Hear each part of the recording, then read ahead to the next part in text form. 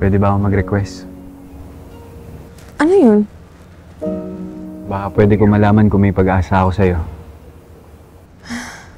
Chris, ngayon talaga? Tinaon mo kung kailang last episode na ng season 2? Please?